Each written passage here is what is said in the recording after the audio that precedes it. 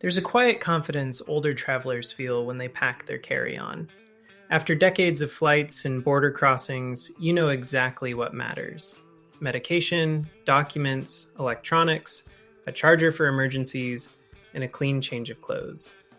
You zip the bag, take a breath, and feel the same familiar reassurance. As long as this bag stays with me, nothing can go terribly wrong. But that comforting logic belongs to an older version of air travel, one that no longer exists. Because today, the carry-on isn't just a bag. It's the airport's favorite pressure point. The moment your suitcase disappears behind the scanner curtain, everything you thought you knew about the rules begins to unravel. You watch other travelers freeze as security pulls their bags aside, digs through their belongings, and derails their trip, even though nothing inside looks dangerous or illegal. And that's when the truth hits you. People aren't getting into trouble because they packed wrong. They're getting into trouble because the rules quietly changed and nobody warned them. Travel didn't become more dangerous. Travel became more profitable. Number 1, the size trap. For years, travelers believed there was a universal carry-on size, the magic measurement everyone memorized without question. 22 inches tall, 16 wide, 8 deep. People trusted those numbers like law, and airlines never corrected them. They didn't need to. That belief kept passengers feeling safe. Right up until the airport finally used it against them. Because in 2025-2026, the trap isn't height or weight anymore. It's thickness. A suitcase can match every official dimension perfectly and still be declared oversized the moment it looks slightly full or rounded. A sweater stuffed into the front pocket, an overpacked zipper straining just a little. Suddenly, your carry-on isn't a carry-on anymore. And airlines don't tell you at check-in or security. They wait until you're at the gate, when the plane is boarding, when adrenaline has already taken over, when you're desperate not to be left behind. And at that exact moment, the penalty magically becomes a fee you won't have time to fight. The most brutal detail is the one no airline will ever admit. The suitcase isn't what triggers the inspection. You are. A careful lift because of shoulder pain, a slow adjustment because of age, a moment of uncertainty when placing the bag on the belt. Those tiny signals become invitations. To the airport, slow means heavy. Heavy means non-compliant. And non-compliant means profit. They're not testing your luggage. They're testing your hesitation. Number 2, the electronics trap. Most travelers think security only cares about sharp objects and dangerous materials, but the items that trigger the majority of carry-on inspections today are the most ordinary ones. Laptops, tablets, power banks, vapes, CPAP backup batteries, medical devices, chargers tangled together. Nothing illegal, nothing forbidden. Yet these are the objects that stop the X-ray belt instantly. Because scanners don't read intention, they read density and stored energy. To the human eye, it's just your health equipment and your electronics. To the X-ray system, it's an unpredictable cluster of cables, battery cells, pressure containers, and liquid cartridges. And the moment the system detects something it cannot identify instantly, protocol takes over. The belt stops. The bag is pulled. The clock starts ticking. Older travelers feel this more than anyone, not because they're careless, but because they carry what younger passengers don't. Nebulizers, TENS units, ointments, glucose gel, supplement jars, compression batteries, backup chargers, and multiple medications. Nothing is suspicious individually, but packed together, they become exactly the pattern the scanner is programmed to flag. And once your bag is flagged, time becomes the real enemy.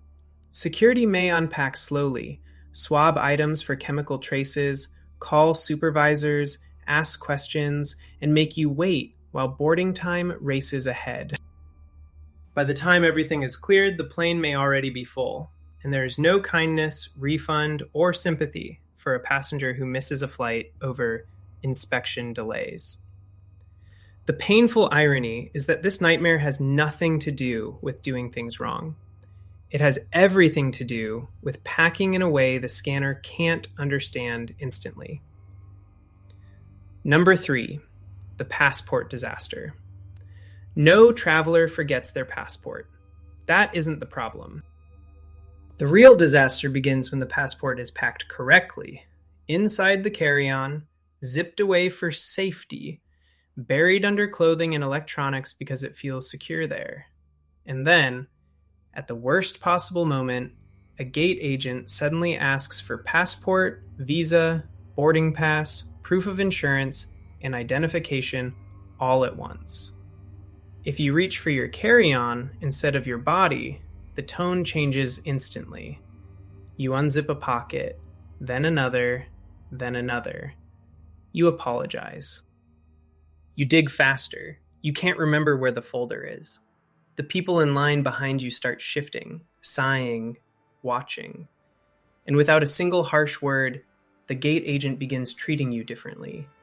Not like someone allowed to board, but like someone who might delay a flight. What breaks travelers here isn't embarrassment. It's time. Because airlines won't stop boarding while you continue searching. They won't hold the plane because your passport is somewhere in your bag. Older passengers lose flights not because they don't have their documents, but because the documents weren't instantly accessible. Airports don't punish missing paperwork. They punish lack of readiness.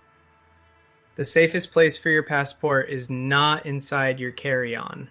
It's on your body, because the fastest way to lose a flight is to look unprepared for 10 seconds. Number 4, the liquid ambush. Everyone thinks they understand the liquid rule. Under 100 milliliters. 1 transparent bag. Present it separately. So simple that most travelers stop thinking about it. But the airport doesn't enforce liquids with logic. It enforces them with suspicion. A tiny bottle of lotion is fine, until it sits beside a prescription ointment.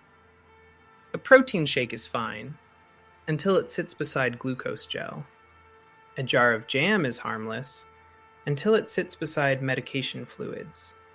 Nothing inside the bag has changed, yet the scanner now sees an unpredictable mix of liquids and gels. And unpredictable is the one thing security cannot ignore. This is where older travelers suffer the most. They carry items younger passengers don't. Electrolyte packets, medical creams, arthritis gel, nutritional shakes, emergency food for blood sugar control. None of these items are illegal, but placed together, they form the exact density signature that triggers an inspection. Suddenly, the officer opens the bag, swabs containers, removes items one by one, and time disappears while boarding keeps moving forward without mercy. Travelers don't lose flights because of liquids. They lose flights because of how liquids are packed. The rule was never really under 100 milliliters. The real rule is make the scanner understand immediately. Number 5. The mistake the airport never forgives. Some airport mistakes are harmless. A forgotten bottle of water gets tossed. A shampoo gets confiscated. You sigh and move on. But there is another category of mistake. The kind that doesn't just cost an item, but costs you your reputation as a traveler. A multi-tool left in a side pocket, a small fishing knife, a toolkit from a road trip, a sports stick used over the weekend. None of these feel dangerous in everyday life. But when the X-ray detects them, the airport treats you as someone who may be trying to bypass security. The tone shifts, the energy changes, and you are no longer just a passenger. You're a potential threat, even if you didn't mean to do anything wrong. The worst part isn't that the item gets taken, it's that a report gets filed. And once your name enters the system, it doesn't leave quickly. Future flights suddenly include more pat-downs, random selections, and unexplained secondary screenings. Nothing about you changed, but the airport remembers one thing. At some point, You brought something they didn't like. Confiscation ends that day. Suspicion follows you to every future boarding gate. Number 6. Why older travelers become targets. Airports don't deliberately target seniors, but seniors end up being targeted anyway. Not because of age, but because of patterns. Older travelers pack more responsibly, more carefully, and with more preparation than younger passengers. Medication, supplements, ointments, extra layers of clothing, comfortable shoes, backup chargers, emergency snacks, all the things that make travel safe and manageable are the same things that make a scanner pause. And then there's movement. Younger travelers swing a bag onto the belt without thinking. Older travelers move with caution, not weakness, but wisdom. Yet to the airport, slow movement signals wait. Wait signals risk. Risk signals take a closer look. The airport isn't searching for criminals, it's searching for delays. And older passengers are unfairly interpreted as delay risks. And while the airport hunts hesitation, thieves look for vulnerability. They watch who is overwhelmed, who shuffles documents, who opens their suitcase in public, who gets flustered when security questions them. Not because they're cruel, because confused travelers are easy targets. The system doesn't attack people who look strong or wealthy. It attacks people who look overwhelmed. And in airports today, the most valuable form of protection isn't speed, money, or status. It's the calm signal that says, I cannot be taken advantage of. Number 7, the packing style that makes you untouchable. There is a version of packing that turns the airport powerless. Not because it follows every rule perfectly, but because it removes confusion from the equation. When electronics rest near the opening of the bag instead of buried, the scanner recognizes them instantly. When power banks sit together in one visible pouch, the agent doesn't need to go digging. When medication is grouped with dignity rather than mixed with snacks and chargers, the bag no longer looks suspicious. When the suitcase closes comfortably instead of overflowing, the airport stops thinking, problem. This isn't packing for convenience. This is packing to communicate. Airports don't reward travelers who know the rules. They reward travelers who make inspection unnecessary. A calm lift onto the belt instead of a shaky one, a zipper that opens to clarity instead of chaos, documents on your body instead of somewhere inside. Those signals speak louder than words. They tell security, this passenger will not slow down the line. And once the airport believes you won't slow down the line, it stops treating you like a threat, a fee opportunity, or a delay risk. You're not invisible. You're untouchable. Everything still gets scanned, but nothing gets questioned. You're not packing to fit more. You're packing so no one feels the need to interfere. Number 8, how everything changes. There is a very specific moment when you realize the airport has stopped working against you. It's not when you reach your seat, and it's not when the plane takes off. It's much earlier. The moment you step into the security line and you feel absolutely nothing. No anxiety about liquids, no fear of electronics, no panic about documents, no dread of getting stopped. You move with calm, not because airports became easier, but because you stopped giving them anything to question. You place your bag on the belt without hesitation. You unzip it with intention rather than confusion. The X-ray screen shows an organized pattern instead of a chaotic mystery. The security agent sees clarity instead of risk. The gate crew sees confidence instead of doubt. And something remarkable happens. Everyone simply lets you pass. No bag gets weighed, no documents are demanded twice, no medications are unpacked and swabbed. No one slows you down. The airport hasn't become kinder. It has simply realized you are not worth challenging. And that changes everything. You arrive at your seat with energy rather than exhaustion. You feel in control instead of defeated. You look around and, maybe for the first time in a long time, you remember that traveling is supposed to feel exciting, not humiliating. You didn't get lucky. You got smart. Airports are not becoming easier. Airlines are not becoming more honest. Fees, inspections, and rule changes will keep getting tougher moving into 2026, and the travelers who cling to how flying used to be will be the ones who lose money, lose items, and lose flights.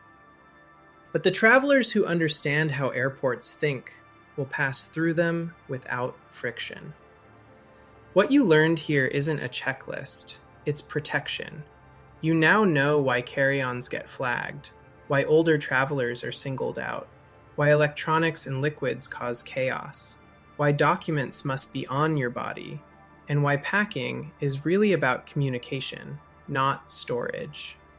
You've learned how to make the scanner understand your bag instantly, how to avoid becoming a gate fee target, and how to walk through airports without giving anyone a reason to interfere with you. You don't need priority boarding or elite status to travel smoothly. You just need to stop giving the airport confusion to exploit. From today on, confidence is no longer luck. It's a strategy you control. If this video helped you, share it with someone you care about. Many travelers are one airport mistake away from a ruined trip, and a single piece of knowledge can save them. And if you want more airport secrets for 2025-2026, the next banned items list, the new TSA rules, and the fee traps already being prepared, subscribe and stay here.